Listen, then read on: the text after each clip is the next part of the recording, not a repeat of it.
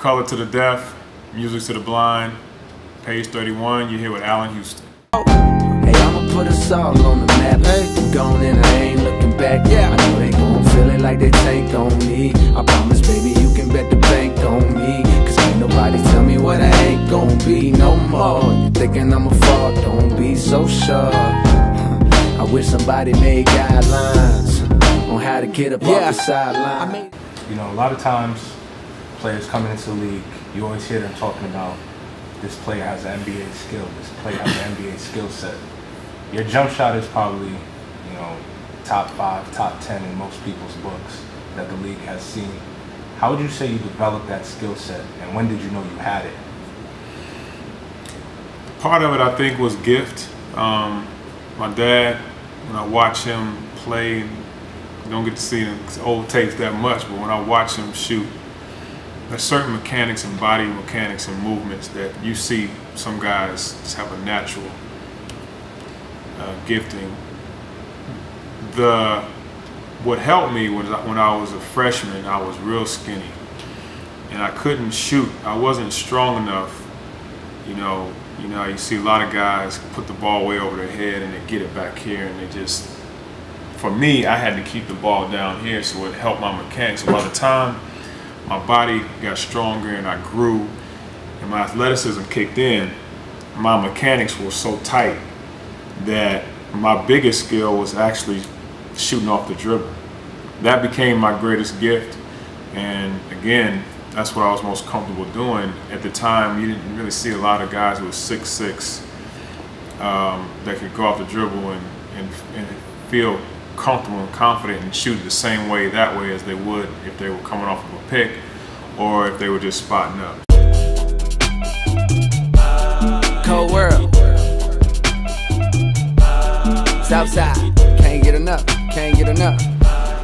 When you were coming into college, as obvious, you know, a big recruit, and your dad's coaching at Tennessee, talk about that choice to go play for your dad over some other prestigious programs. To me, it was never a question. You know, my dad was coaching at Louisville. He was an assistant there. They had great teams in the 80s, won 2 national championships, went to 4 Final Fours, and he was a major part of that. My senior year, he gets the job, and it's announced that he's been offered a job at Tennessee. I had already signed with the University of Louisville because he was his assistant there. And that whole summer, we appealed to the NCAA because I knew I was going to play. Why would you not want to go play for your father? That, to me, there was no doubt in my mind. As soon as he got the job, I was like happy for him, but like, what am I going to do now? So once I was granted the ability to go play for Tennessee, it was a no-brainer, you know. And I tell you, one thing my father told me is, he said, and contrast this to what happens in today's game.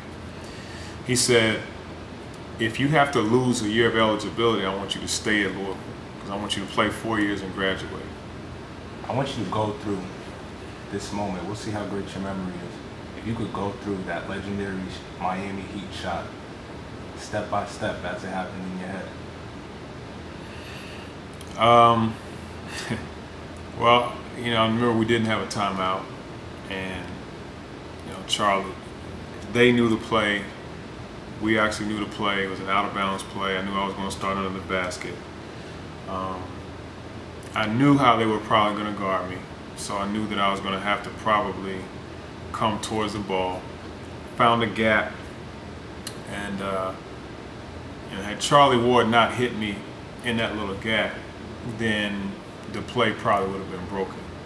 So him being an ex-quarterback, Heisman Trophy winner, I knew that he was going to make a good read. And when I caught the ball, I knew that Zoe sitting back there, I wasn't going to go all the way into the lane because they probably wouldn't have called a foul. So really, it was my only choice. It was, you know, it was a floater, and it was a matter of getting it up before the defense could jump with me. So that was it. When I saw it bounce, if you were to watch it, I jumped again because if it had come off the rim, I was going to be ready to tip it in. We had won a game prior to that playoffs in the regular season. I tipped it in and it didn't count.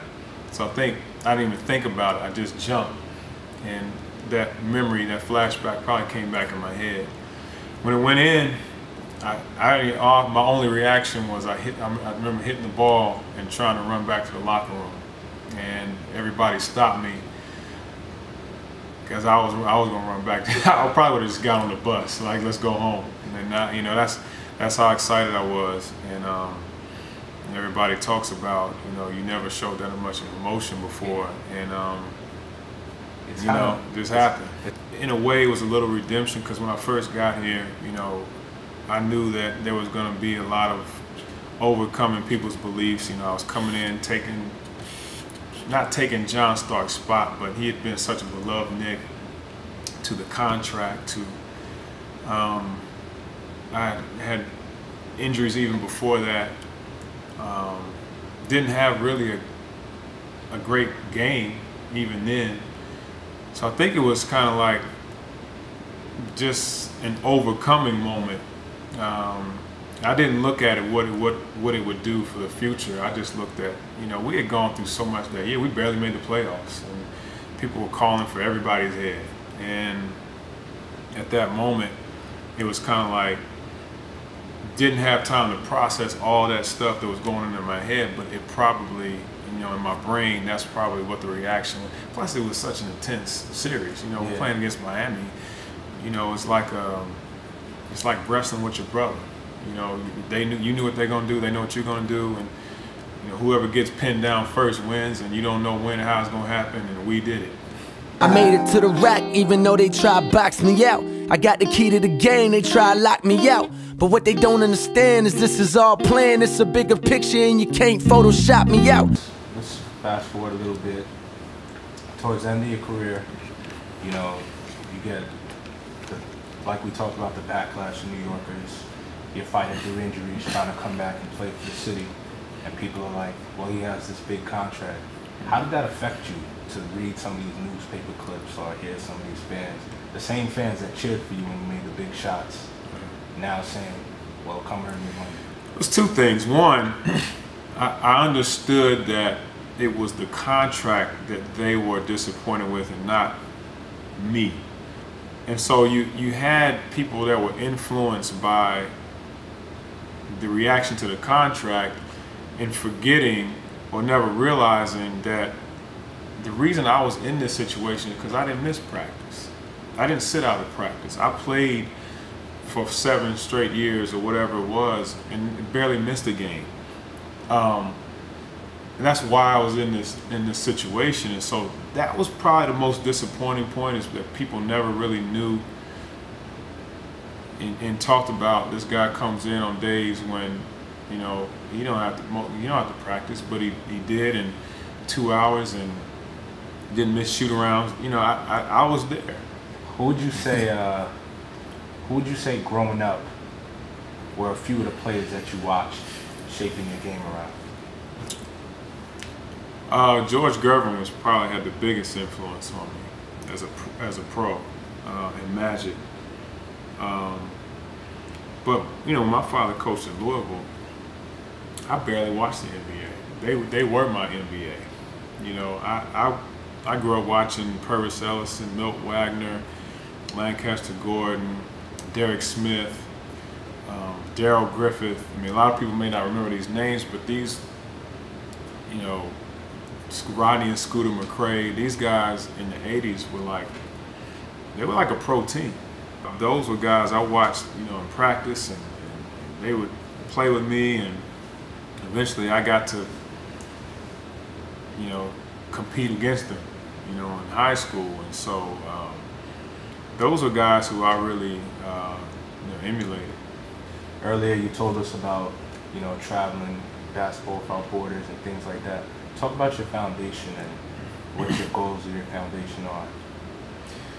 Well, our foundation has two programs. One is the most active right now is a program called Father Knows Best, and it's a program generated from my relationship with my father.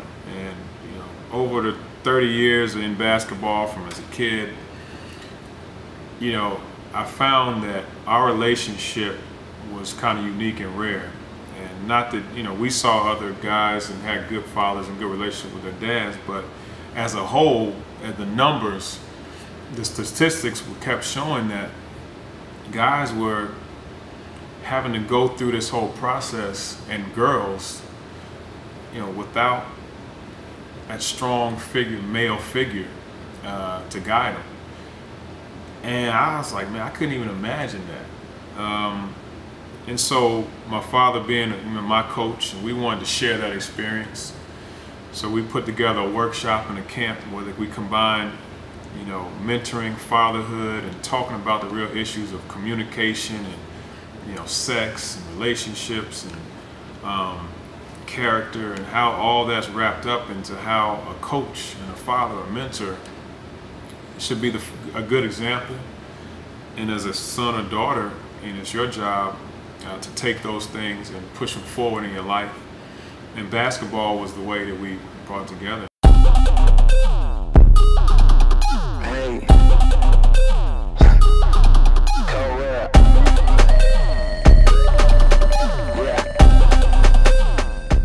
Alright, well, not to leave Knick fans disappointed, I got 3 good Knick questions for you. Well, it's a little word association game I want to play. Give me the first word that comes to mind. Orange and blue. Knick. Patrick Ewing. Warrior. Allan Houston. Winner.